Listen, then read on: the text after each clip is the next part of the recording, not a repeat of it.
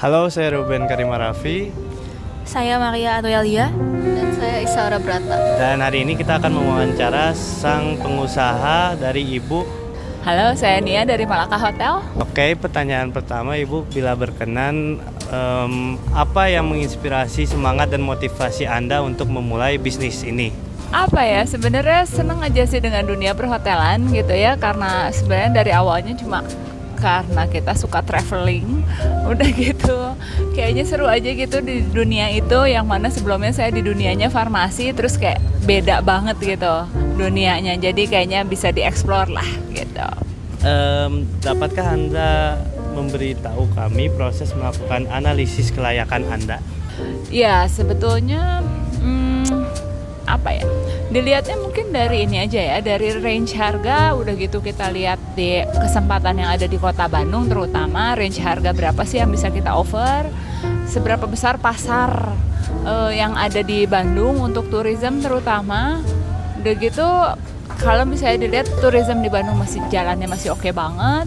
Udah gitu kalau misalnya dulu kita awal mula bikin Malaka Hotel itu kan dengan konsep budget hotel, bukan budget malah bed and breakfast, which is belum ada lah, relatif belum ada di Bandung yang menawarkan konsep itu gitu. Di Bandung masih relatif memiliki kekurangan jumlah ketersediaan kamar untuk turis yang ada, jadi jelas opportunity-nya masih gede.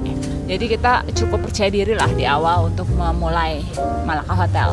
Lalu pertanyaan selanjutnya, dapatkah Anda menjelaskan model bisnis Anda dan bagaimana model tersebut mendukung pertumbuhan perusahaan Anda?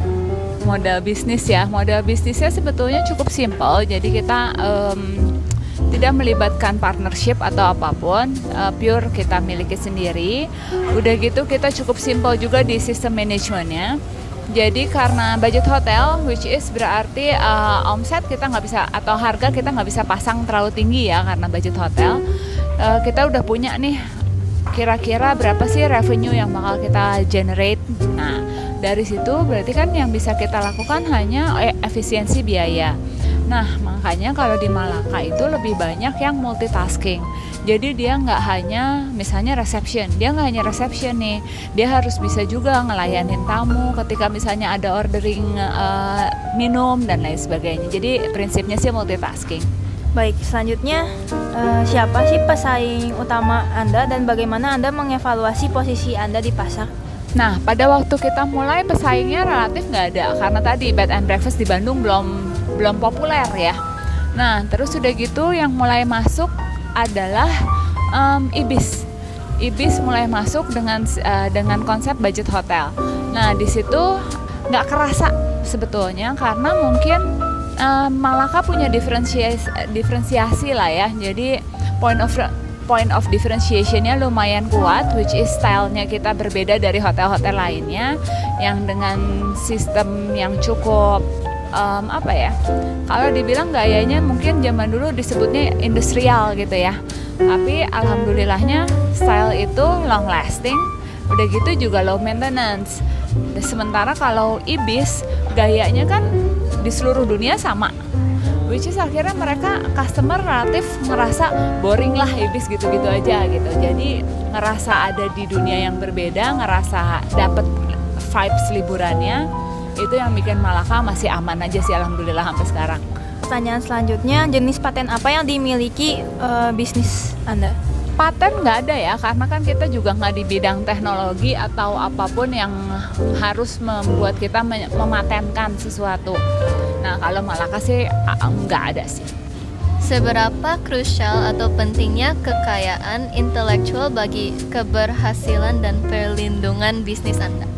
Intellectual property ya, intellectual property-nya relatif, kalau dibilang sih point of differentiation-nya tadi sih memang, jadi tetap lebih di competitive advantage kita tetap di stylenya kita yang cukup different dibandingin hotel-hotel lain, karena ya tadi ya kita kalau Malaka itu punya venue wedding yang cukup oke gitu, padahal kan maksudnya bergeraknya awalnya dari bed and breakfast.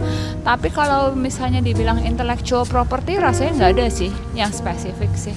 Apa visi Anda untuk masa depan bisnis Anda dalam 5 ke 10 tahun ke depan?